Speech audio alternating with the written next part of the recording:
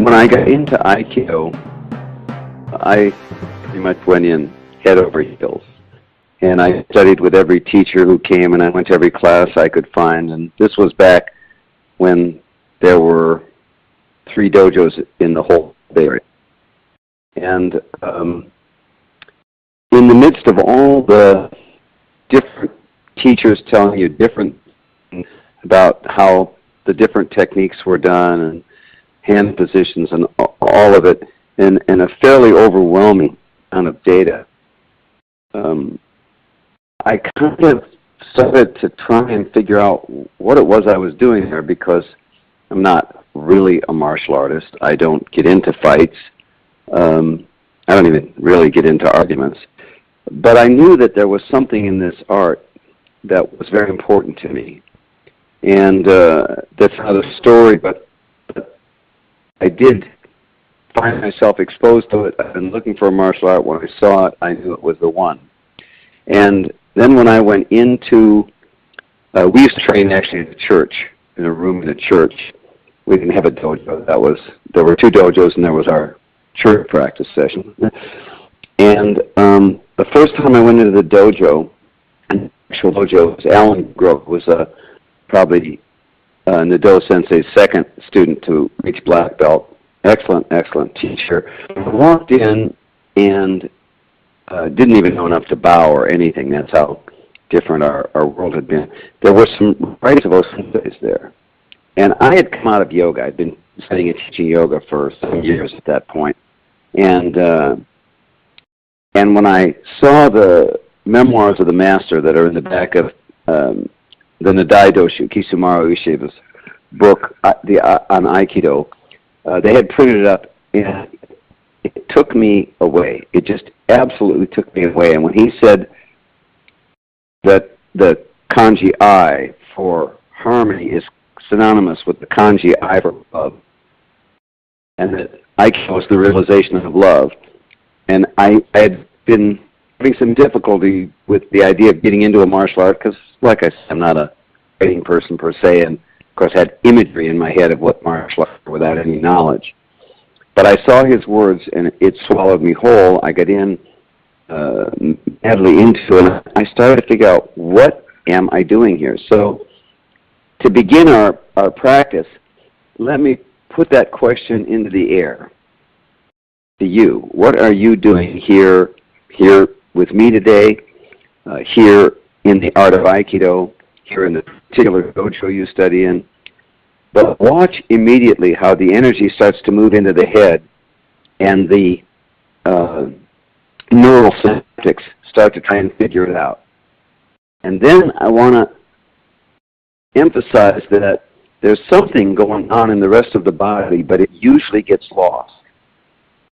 And this becomes particularly true when you get into a conversation, and the more heated that conversation is, the more that tends to happen. The head tends to take the energy. The muscles around the spine will tighten, actually, and the cerebral spinal fluid will be forced into the head, put in the brain under pressure. It's a little physiological here, but I think you can feel it. Or you'll recognize it in yourself when you're in one of those places. If you ever are conscious enough to see that you're losing it, you'll say to somebody, or somebody has probably said to you, stop, wait, I just need a little space here. Or even in a relationship, that can happen as the pressure builds up. So I want to bring you back into the muscles around the spine. Look, you constrict, tighten the muscles holding the spine, and you'll notice that you probably grab an area, thoracic, cervical, or lumbar area, probably thoracic, but just notice where it is, and notice where you're not tight. See if you can't equalize the tight, and not real tight. All we need is just a little bit of pressure. See if you can equalize the tightening so it's there from the top of the cervical vertebrae at the base of the cranium, all the way down through the thoracic, and then down into the lumbar. And don't worry about getting it precise. Just basically everything's feeling that tension, and then release it. And continue to release it. And then as if you had like a target with a bullseye in the middle. Let's go from the 10 ring to the 9 ring to the 8 ring, as it were. Just keep moving closer and closer to the spine. Try and get the whole spine, or pay attention to the whole spine, so you eventually are able to release everything in the 8 ring, all the way from the top to the bottom, and then to the 7. And closer in, and soften those muscles and open. And feel what goes on in the rest of your body as that happens. Just notice whatever it is that happens for you. And it will depend, of course, on the state of attention, also the state of your being, and the physiological state of your body. The 5 ring into the 4 ring, relaxing the muscles. And as we start to go to the last few steps here, I'd like you to notice that let me guess, that your breath is probably changing just slightly. But like we don't listen to the body, we don't listen to the breath too often. But like right now, let's pretend that it's very critical what your breath is telling you. Telling you how deep to breathe. It may be asking you to breathe deeper or less deep, shallower. It may be asking you to breathe faster or slower. Maybe asking you to hold or release the breath. Moving to the center, in the bullseye now, meaning the muscles immediately around the spine are releasing, and your breath is responding, and you're listening to that breath. And you're doing what that guidance is giving you, because that force that breathes you, that causes inspiration,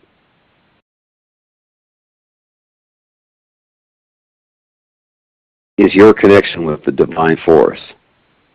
You know, I was teaching in Switzerland with Patrick a few months back, and one of the guys said, well, I don't like the word divine, I'm atheist. So let's just say universal force. When you hear me say divine, if I should slip and say it again, the force that activates the universe, that has created the ecosystem that's given birth to you, that simple voice of the breath, if you'll call it that, is your immediate direct connection with it. Now, I'm guessing everyone's good at this. Sometimes when we haven't had a preliminary exercise of tightening and releasing the muscles near the spine, you can lose touch with it, but it's very easy to find it again. Simply don't breathe. Don't resist breathing. Don't force breathing. Just don't do anything with your breath, and watch your breath take you over. Watch this force that activates the breath begin to move your breathing.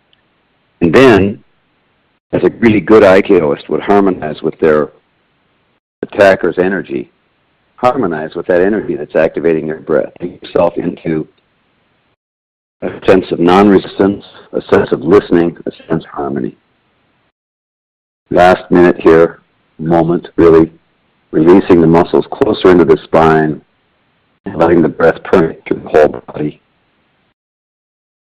And begin to notice what we call the internal breathing. You're usually conscious of the external breathing, which is the breath going in and out of the lungs.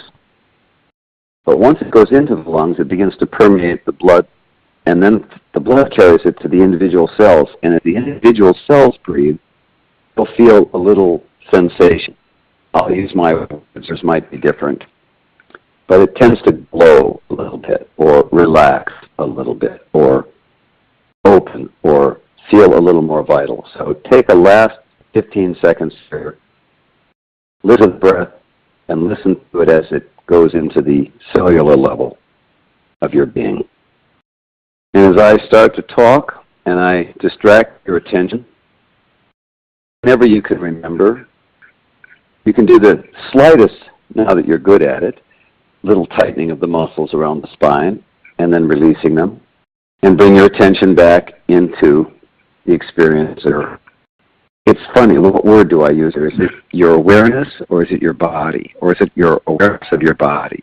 So the first principle in 3 easy lessons, and I would say the first principle of Aikido is a centered, grounded, flowing state of presence. And I translate that as feel where you are. Feeling where you are is the ability to focus awareness into attention. As a starting point, bring your attention into the physical body, which really we've been doing now for several minutes. And then expand this awareness into the whole of your life. Feeling where you are can be practiced in a number of different ways. Notice your balance. And as soon as you do, I'm going to guess, or within a moment, you'll start to find yourself making little corrections. Unless, of course, you were way off and made big corrections. But usually they're small enough you almost wouldn't notice them. And that's the subtlety of feeling and sensitivity as we tune into it. And you may notice that you want to lean back or forward the smallest amount. When I do this with people who have no experience, I usually have them stand and lean forward about 3 or 4 or 5 inches. Bring them back to center. Ask them what changes. And we usually get, I'm going to guess you would guess with me, but we usually get, I felt my weight go down. I felt a little more open. I felt a little more vital. And after a moment or two, people start to say, I noticed I started to breathe again, and I was holding my breath. And then I do it, have them move forward an inch. And you might, if you're sitting in your chair, probably not, just lean forward an inch. Notice how your body changes its state of tension. Come back to center. And you'll notice you get the same reaction at a subtler level that you get if you went up 6 inches, if you're way off balance. And then the breath starts to open and the energy starts to flow, and there's a naturalness to who you are. There's a little less defensiveness. There's a little less fear. The more presence, meaning who you are, glows in the room. Now imagine going the teeniest possible amount forward that you can until as soon as you notice, that's no longer center, that's forward. And usually for beginners, that's already an inch or something. But I'm guessing for most of you, it's going to be a centimeter, maybe half a centimeter. And your body will immediately say, this is not center anymore. And I'm assuming I'm talking to people who've now been training for a little while. And when you still come back from even a millimeter back to a more centered state, the same process begins to happen. So feeling where you are could start in this simple physiological zone. And then as you do it, start to feel in the body where you're relaxed. Feel where the energy is flowing freely. Feel where it's not. And as you begin to bring your attention back into the body in that way, in the same way that you did it through balance, your body becomes more sensitive, your being becomes more sensitive, and the natural, automatic corrections begin to happen. But that can't happen when you're not feeling where you are. And I've used the term listening. I'm going to tell you a short story here. I looked after my brother who was brain damaged. He was in an accident. He was in coma. He was in a coma for about 4 weeks, and that was in Minneapolis, out in the Bay Area. And I was getting a lot of people asking me, why aren't you going to go back? And I'm thinking, why would I go back? He said, one night, all of a sudden about 10 o'clock, I get this message, go. And I was in a pair of shorts and a T-shirt. I had $180 to my name in a drawer somewhere. And Carol, my girlfriend at the time, my wife at present, lent me the money to buy a one-way ticket to Minneapolis. And I didn't have any clothes with me. I didn't know how I was going to get back. It was summer there, so I wasn't worried about the temperature. And I went in and I woke Billy up. Anyhow, that whole story is called Healing with Ki. It's in Richard Hecker's book. I think it's in Quentin's book, and it's on the web at the Extraordinary Listening site as the book's called Healing with Ki, if you want to hear more about it. But the reason I give you the background is because then I became responsible for taking care of my brother, managing the trust that looked after him. There wasn't enough money, really, but if we were really careful with it, maybe we could make it last. And So I'm in a train station in Del Mar, California, just coincidentally, on my way down to see my mother, having a conversation with my brain-damaged brother, who is giving me a hard time about I'm trying to protect his money, and he's making it very hard for me. And I start getting upset with him. And I start getting frustrated, and I start getting angry. And then I couldn't really tell you what happened until a moment later. Could have been 15, but it probably was about 15 seconds. I see myself sitting in the Del Mar train station, screaming into my cell phone. And what I want to point out there is I wasn't really feeling where I was at that moment. I had no sense. I wasn't paying attention. And that's how far off I could get. And that was at probably 4th dawn or 5th dawn, who knows. But as soon as I saw it, because of my training, I said, I'll call you back. I hung up the phone and I started my process. Within a moment, probably less than a minute or two, I had done my practice. I was back, connected, and present in my body. At that point, I was able to call my brother and say, look, I'm upset because I'm worried. I went on and had a decent conversation. But what I'm trying to share with you is that when you're, and this is, of course, the most extreme case, I think it makes it poignantly obvious, that when you're not feeling where you are, when you're not paying attention to the quality of your being, you can get incredibly far off before you start to correct. Now, there's a point physically where you're literally going to fall over, and most of us correct by that point. But if you can see how far away that is from the millimeter or two, and how much more subtle you get, the trick simply becomes remembering to feel where you are. Feel what's going on in your experience. Listen to the impulse to breathe. Bring something back into a state of presence. That's one last second of exercise here. Find yourself as centered as you would normally get as you sit in meditation or just get comfortable. And without moving your physical body at all, I want you to begin to think about leaning forward. Now, a lot of beginners don't get this, but I'm guessing most of you will have some sensation as you release that and just be present. Just thinking about moving forward and then not doing anything, just being present in the moment. So let's do it once more. Just think about leaning back. And you probably get a little, if you're subtle now, a little tension in the body, and as you come back to just being present in the moment, all that goes away. As a tense muscle cannot feel, a tense being cannot listen. And I like to make a distinction here. I have a little fun with it. That people talk about really being heard, you know, when you feel like you're really heard. Is that what you're talking about when you talk about listening? And I said, no. I understand what you're saying about when people do hear you, but I want to make a real distinction here, because when I was a kid, there was a lot of stuff my parents said to me, and I heard them. I just didn't listen. So this quality of paying attention, of actually letting the information affect who you are as you listen to or feel where you are, who you are changes. And instead of, again, from the extreme case of screaming into my cell phone, just being a little tense or a little harsh with your partner or your coworkers or friends, whoever, you start to be able to work much more in harmony, and the same sense of ease that comes with your breath starts to show up in your relationships with your work, whether that's writing or designing or sailing,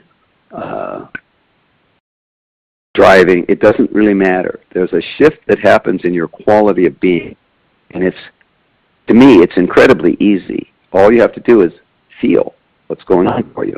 And I like to combine the word feel, listen, meaning receive the message and let it affect you or act on it or be a part of it. So first easy lesson is feel where you are. Listen to the impulse to breathe. The lesson is easy. What's hard is to remember to do it. But as I quote myself here, you can't get there from not here. And I'd go on about this, but if in your Aikido, you're not really present, your technique loses power in inverse proportion to your degree of presence. So that would be my introduction to lesson number 1. So I'm assuming we're good. Like I say, I think the lesson is actually pretty easy. The hard part is remembering. Again, this book, Aikido in 3 Easy Lessons, which I redid as Life in 3 Easy Lessons, so it's available both ways, I believe. It's up at theextraordinarylistening.com, and just go to books, and you can do a free download, and you can get all this information. So in case you wanted to remind yourself or go a little deeper into it. The book is just arranged where it's very simple layout, and then it takes each concept a little deeper. But feeling where you are includes feeling where you are mentally, emotionally, spiritually. Extend it into your relationship into the world. Feel where you are in space. Feel where you are in relationship to other people, other people's attitudes and emotions. It includes larger dimensions. Feeling where you are in your life. Feeling where you are in the creation. It's the focus of awareness into attention allows us to walk through a doorway and not into a wall.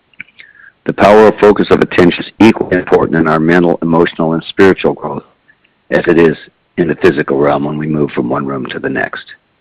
I'll move into the second easy lesson, which is harmonious relationship. And all of us who've been in any kind of intimate or long-term relationship know how easy that is.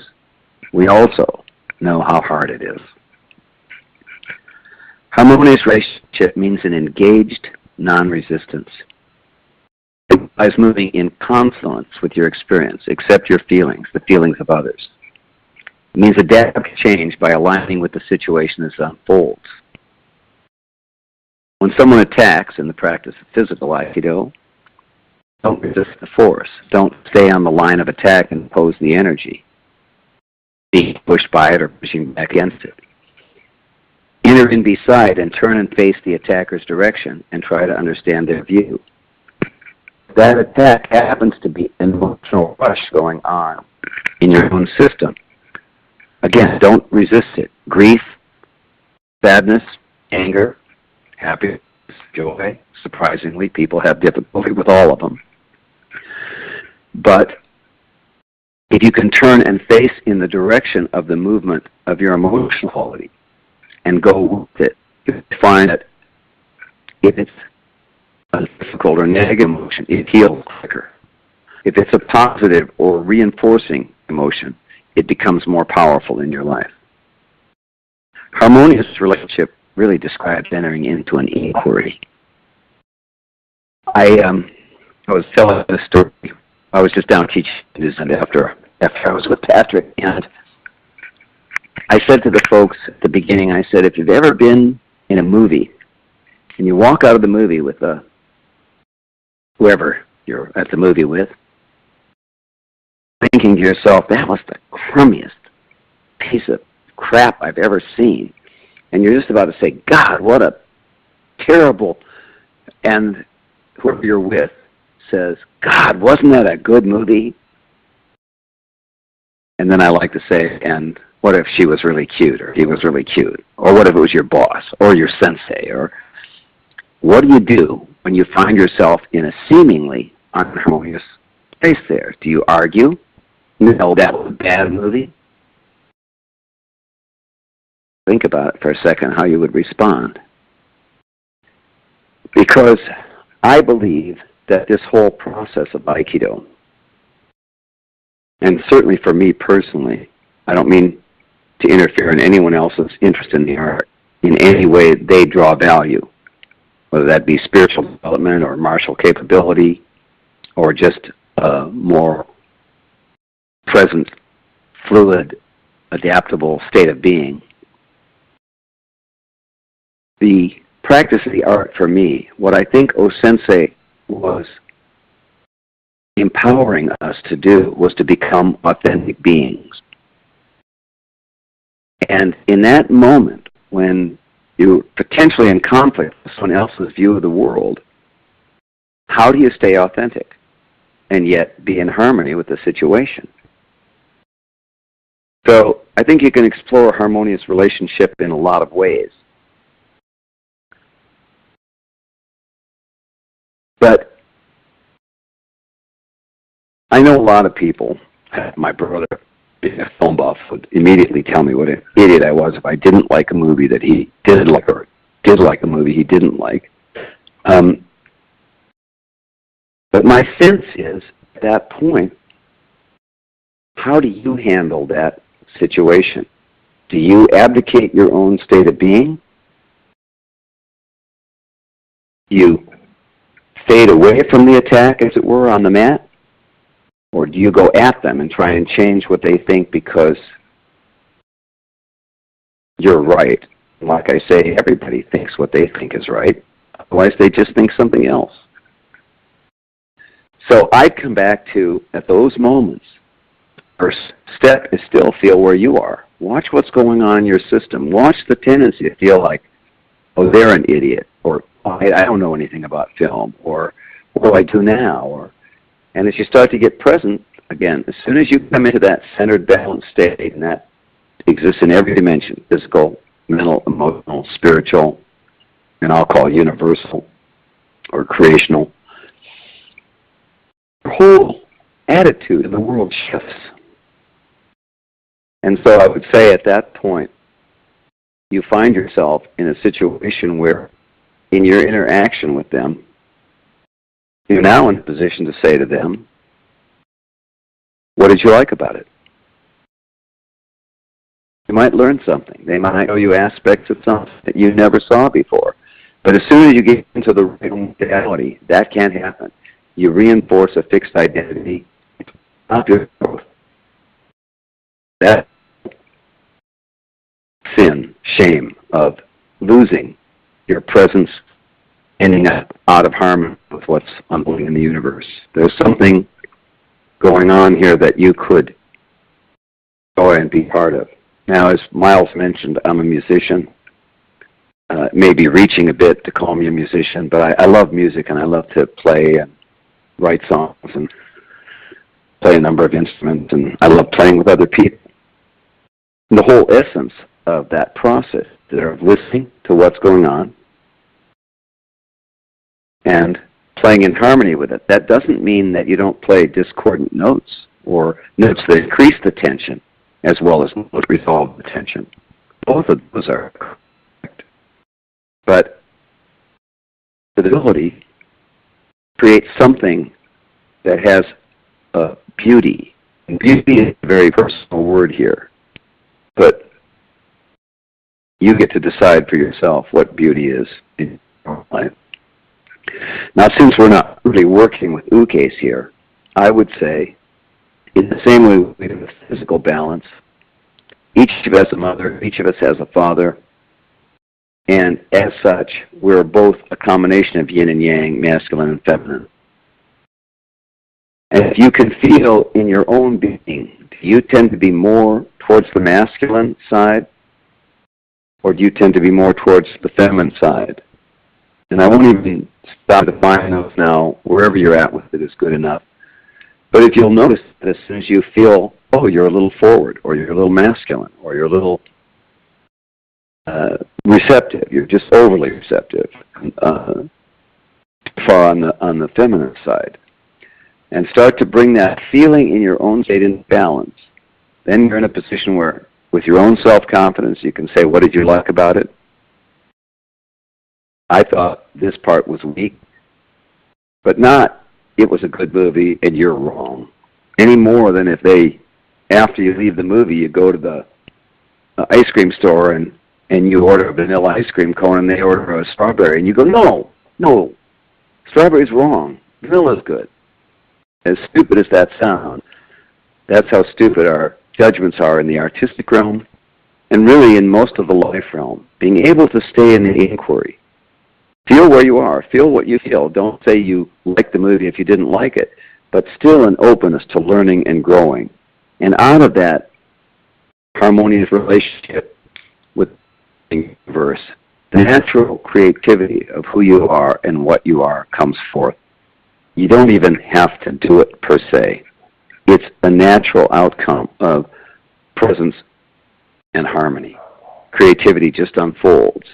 If you've ever been in a situation where you're so upset you can't find the words, you're almost stuttering because you're so resistant to your own being, you can see that your creativity is completely impeded. But I like the picture of, you have an old friend you haven't seen in years, you're up till 3 in the morning, and the words just flow. It's just so great to see them. You don't have to think of what you're going to say. It's just fun. And that's the creativity. So that's my basic layout of the 3 easy lessons. I've shared with you the fundamentals of the principles that I developed, and I'll just leave it saying, because there isn't any Aikido technique that you're ever going to do that you don't want to be present for. And in my not so humble opinion, you never want to be out of harmony with your uke. You never want to be resistant to your uke. You always want to be in a harmonious relationship with their energy. And as I say, then out of that, a natural technique will flow. And for those of you who've never trained with me, although all my students learned their techniques and their technicals as well as, I would say, as anybody else did, we spent most of our time in jiwaza because obviously in a real situation, your attacker's not going to put the correct foot forward or attack you with the attack that you'd like to practice on. You have to deal with whatever comes up in the moment. And of course, more realistically, since I don't think most of us probably spend a lot of time fighting, we do face the challenges of everyday life. They're spontaneous, and we have to be able to respond in a spontaneous way. So that's why I like the jiwaza practice. Daniela, can you open up Mark Sherwood's mic? The idea that I'd been given before, that it's not hard to remember, it's hard to remember. And I really, and so for me, I struggle with like these great sort of paradigm shifting sort of ideas are there as a sort of a, I don't want to say a carrot, but they're there, and that sometimes when I go to exercise a technique or blend with a partner or whatever, I find that whatever my intent in the moment is, it can disappear really fast. So our conversation quickly moved to what really drives the boat here, and what can we really do about it? And we started moving between spirituality and Aikido, and what are the relationships between the two, and sort of asking the kind of questions that maybe aren't so easy to answer in a direct kind of way. It's almost like train, and the answer will occur to you. I was going to take notes today, and my pen stopped writing, and I just thought, I'm just going to remember what everybody said, but that, of course, didn't happen. I really appreciate what Richard's been sharing with us, and engaged non-resistance seems like an incredible theme in and of itself. So I guess what I would just say as a question that maybe we can fill out is, what are some really good pointed kind of principles that are not quite so global? I love the global principles, I love the philosophy, and I love sort of swimming in this sort of spiritual Aiki soup. But when it comes time to train, the answer might be, well, just train, and all the answers and all the resistance will fall away as it will.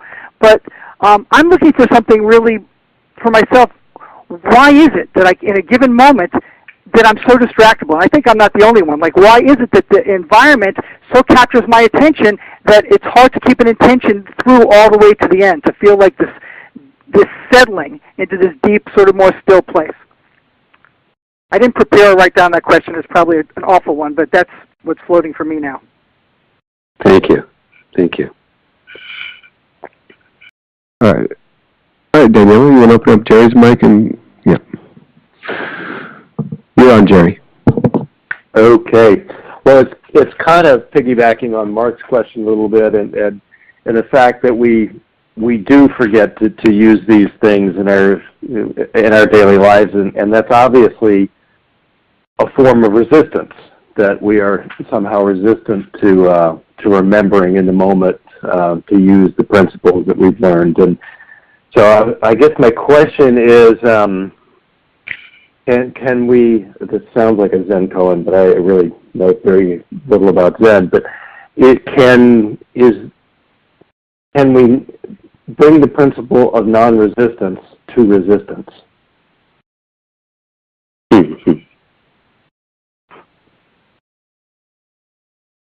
Is it possible that how do we deal with our resistance, I guess is my real question, and because obviously that's what the obstacle is when we're not remembering. Thank you. I think that what you're pointing to in your questions, if I'm hearing you, and again, correct me if I'm missing anything, is, as I said, one of those cliches, when I said 3 easy lessons, someone said, well, you mean simple, but they're not easy. And I thought, no, it's completely easy to feel where you are. And as soon as you feel where you are, you can tell if you're too tight. You can tell if you're not here in the moment. You can tell if you're resistant to what's going on. You can tell if you're, I think that the word I would use generically is uncomfortable. Or if you do make some corrections, they generally make you feel more comfortable, natural, authentic. Pick your own words here and help me out if you'd like to. So, to me, the exercise, the lessons are easy, but it's exactly what you're pointing to. How do you remember to do them?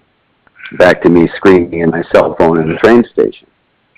The issue that I have with it is training, but what is it that you're training? So if you're training to make the move correctly and get the person down, and you're tightening your body, and you're not listening to your own experience, that's what you've trained. You'll now get better at getting the person down, and you'll get worse at hearing yourself or hearing the universe speak to you or harmonizing, becoming one with the universe. So that one of the guys in New Zealand said, well, what do you do with the fact that you've got this desire to succeed, and so you want to throw them? And I'd say, no, the desire to succeed is exactly right. The question is, what would you really like to succeed at? Because I like to use this big word, proprioceptively, you learn to ride a bike. Somebody can tell you anything. They could speak to you for 100 years about riding a bike, but until you get on the bike and feel it, you can't learn to ride a bike. And no matter how much they speak to you, it might move you along a little quicker. It's still going to be a process of learning to ride the bike. But after you learn to ride the bike, you never think about it again. When you start to tip to the right, you turn your handlebars to the right. You never say to yourself, oh my God, I'm tipping to the right. I go through a mental process about it. It's proprioceptive. Once you start to practice paying attention to your feeling, and right now while you're listening to me, notice any tension in your body. Don't do anything about it. Simply feel it. And I'm going to guess already you're starting to feel a certain release from resistance into flow. So it's bringing your attention into the moment. It's simply practicing bringing your attention into the moment. Now, you might write it on the back of your hand or something like that, feel where you are, something like that, next time you're in class. So while you're just about to apply your technique to someone, you come back and say, am I practicing getting them down? Or am I practicing being in harmony with myself? And then am I using them to increase the pressure on myself so I get better and better at feeling where I am? Because once you feel where you are, the correction takes place automatically. It's the matter of bringing your attention into the moment, crystallizing your awareness into attention in this time and space. And practicing that over and over again, it will become proprioceptive. We'll never overcome the 4+ billion years of evolutionary modality of constrict, attack, of fight and flight. The process will simply become, as O-Sensei said, my students think I don't lose my center, but that's not true. I, however, recognize it sooner, and I get back quicker. So making sure that you're practicing what you would like to develop is the essence of our work here.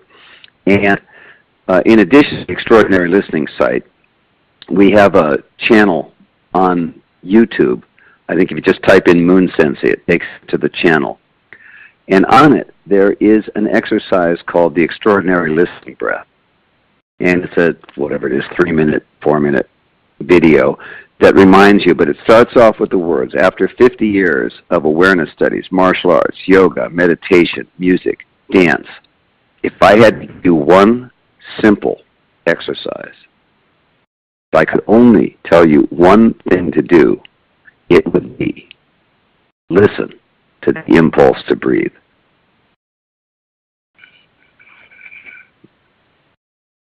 I'm wondering how we're doing. I'm wondering if this is helpful, or your question has changed in some way, or if we're in a place now where you're feeling like you're able to take something that you can practice, because whatever you practice, you will get better at. And the more conscious you are about achieving what you'd like through your practice. And for me, it was always that state of open creativity, because as Miles pointed out, I'm a musician. My real interest was never in fighting. My interest was always in the creative improvisation that a lead guitarist would naturally seek. So, other people may be seeking different things in the art, but I believe if you're listening to your system in response to it, I think there's actually a quote of O-sensei. The second part is, when you call out the name of the divine, it echoes inside of you.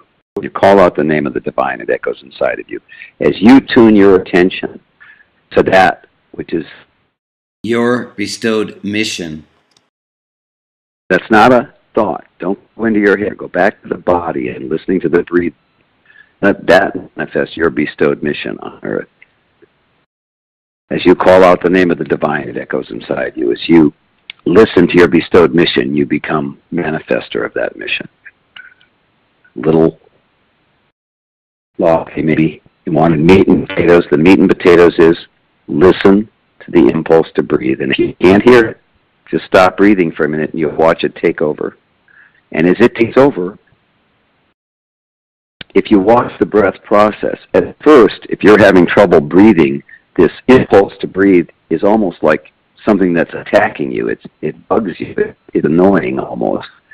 And then after a while, you start to recognize that it's talking to you, and as you listen to it and you come into harmony with it, that kind of a much more friendly relationship. You start to recognize that you can work with it. And if you go just a little bit further, you'll find out that who and what you are is that energy that is breathing you.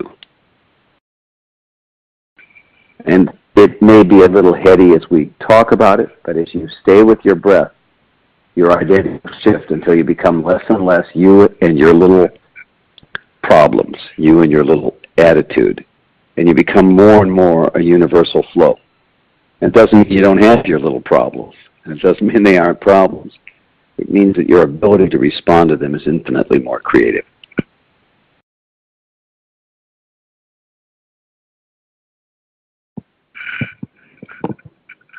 Great. Maybe we will open up and maybe check with Mark and or Jerry to see if there's any follow-up question, and also open it up to everybody else on the call to see if you have if something arose for you, and if you have anything to add to the mix or to throw into the soup, as Richard says. All right, let's go with Mark first, and then we'll go back to Jerry. Hey, Mark. Well, I only quote lifted my hand because my mic wasn't on. So I just want to say thank you for an excellent answer. I don't have any more questions right now. I thought that was a really good way to frame the issue in an evolutionary light. Thank you. Thank you. Great, and thanks, Mark. And we'll go over to Jerry. Hang on just a second, Jerry. Okay, your mic should be open now. Yeah, I thought that was a great explanation too. My only question was the YouTube video you mentioned. Is that the one called Breathing Techniques in Aikido? No, it's called The Extraordinary Listening Breath. Okay. Okay, thank you very much. That was very helpful. Good. Thank you very much. Yeah, I think the trick is, if we want to call it that, I like to say I'm into cheap tricks, meaning things that are really simple and easy, but actually are effective. Bringing your attention to the moment, and there's nothing more powerful than the breath to connect you with the divine or the universe. And as you resonate with it, you realize there's no way you exist separate from the universe. There's no way you take yourself out of the universe or vice versa. But we can abstract as we move into our heads, and that's why I use the feeling rather than listening as a first baseline for coming into the body, because it is the unification of body, mind, that is the essence of Aikido. It's what I call standing on the float. Fraser used some different descriptions of it. For me, this essential practice of Aikido is being in both places at the same time, mind and body, feeling and thought, your experience and your uke's energy or experience, and unifying those. But I think the simplest practice and the essential practice is this connection with, call it the force that activates the breath, and I would, again, just between us, call it the divine. That union with the divine, everything emanates out of that. And it is simply doing it until it's a proprioceptive process, because once you do, then, like O-sensei, it's not that you don't get off, but you recognize it sooner and get back quicker. That you're all advanced enough to recognize how different it is when you try and do a technique when you're off balance. And the same thing would be true in the emotional and verbal realms. You speak more clearly, you think more clearly, your solutions are more creative in respect of existence. So I'm basically, we've touched on the main principles. The trick, of course, and as such, I think, take a look at the books, take a look at some of the videos, and anything else you can do to help yourself do it. Just tell people, okay, just tag something onto your computer in the corner of the screen, or even paste a pasty on there that reminds you of the one you want to work on right now, or all three, presence, harmony, creativity. Breathe. Something simple, it doesn't matter. Because once you start the process, the universe will take over and teach you Aikido. I don't know if you know the story, but O-sensei said that Kenki used to wake him up at night and take him out in the garden and teach him Aikido. And I don't think he was looking at ghosts or anything. I think when he said the Aikikami, the divine spirit of harmony would resonate in his being, he would go out and experiment with these techniques. He would accomplish his bestowed mission by listening to that divine voice. And if divine is a funny word, then I just go back to the mystery, the spirit. And the more you can do it, the more you'll emanate it, the more, just like if you hit the D string on one violin, the D string on every other violin in the room will resonate. If you come in tense, if you come in angry, if you let yourself indulge your negative emotions, you're going to encourage that in the people around you, your children, your workers, your friends even. But the more you're listening to your breath, and I know as soon as you do it, there's a softening in the body, there's a greater degree of ability to listen and understand others, there's a greater harmony, and we reconcile the world and recognize that we are one family. And I think on that note, Amen. But I'm happy to serve you all in any way. That's great, Richard. Yeah, big amen on that note. It was really, really cool. And what I'm taking away from what you just said is that, like you said, the D strings, one D string resonates another D string. And O-sensei's divine call to get up and practice Aikido in the middle of the night. So what I'm hearing is that whenever that inspiration is arising in us, we're obligated to say yes in one way or another and to allow it to flow out. Here's what I'd ask, and no obligation. I'd love to hear one or two, probably no more than 4 sentences from each of you would be willing to share something. And if you don't have anything to say, you don't feel like it, please don't feel any obligation. But Okay, Robert, your mic's open. Oh, you know what's neat is, you know, one of my Zen is my main practice now, and this is all the stuff we do in Zen too. You know, being open to everything, connecting to it with love, you know, from your center. It's, you know, it's just kind of the secret to everything in life. So it was nice to have that emphasized again, reminded again. And Betsy has her hand up. Betsy and Kelly. So we'll start with Betsy, and then we'll get to Kelly. Hi, Miles. Hi, everybody. I just wanted to give you the feedback that I really love what you said. I just love this direction, and I'm so happy that I was introduced to this. And my only problem is if people say to me, you know, well, I hate that creative stuff, and I think I just have to say, well, I don't know what to say, but I really love it, so I just want to say thank you. Well, if they hate it, then my wish for them is that they would follow whatever their bliss is. Yeah. And I hope that you will continue to follow yours. Okay. Okay, thank you. Thank you. Yeah, beautiful. And thank you for that one, Richard. That's may we all follow our bliss. And Daniela, if you could open up Kelly's mic. Where I practice in my dojo, it's fantastic. All aspects of Aikido are cultivated and welcomed, and I feel really nourished. But in the broader region that I practice in, the message that I get is I'm maybe a little bit of an anomaly, that being so new to Aikido, I'm interested in the other aspects off the mat when I'm third cue going on second cue, and you know I still have so much to work on technically, and that all this stuff, the philosophical, the spiritual, comes later, and you need to be patient and put all your years in first. And I'm not willing to do that because I'm getting on in age, and so I'm just deciding what I'm going to do, and that's why I'm there. So and I feel, like I said, really nourished in my own dojo. But I just wondered about the exploring this early in your Aikido, and I wondered if you could comment on that. If there's reason to wait, or if it's okay to be plunging in. It's a charming question in the sense that, you know, we are all interconnected, and we do affect each other so much. But the most important thing, and this is just, how do we say, in my opinion, this is just what I believe, I couldn't prove it in court, is for you, is it Kelly? Yes. To manifest Kelly.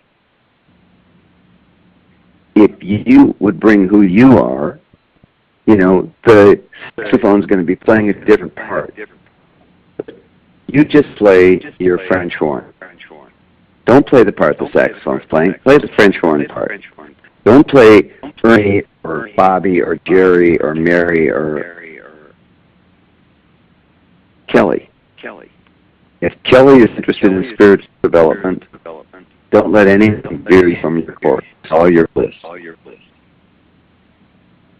And I believe that that's not only what O-sensei was trying to empower us to do, but I think he knew that if everybody would do that, we would be a beautiful symphony.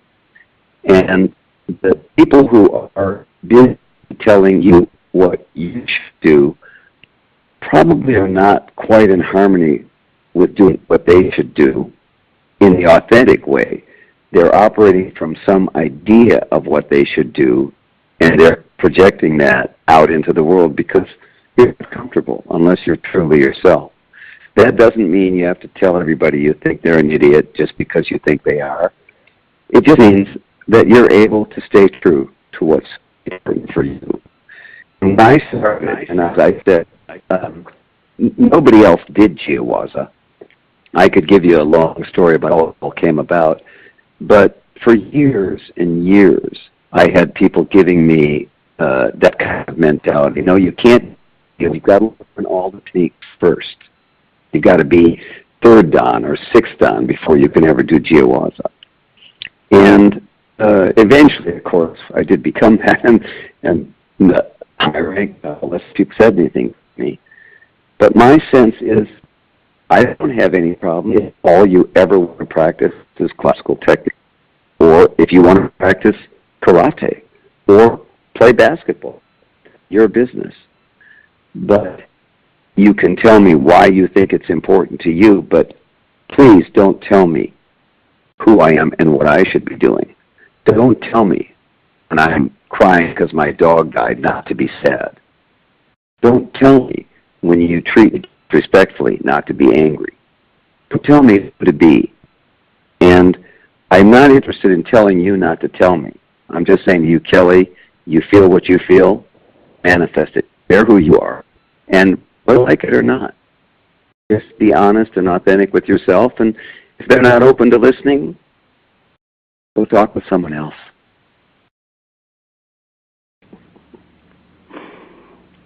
Thank you.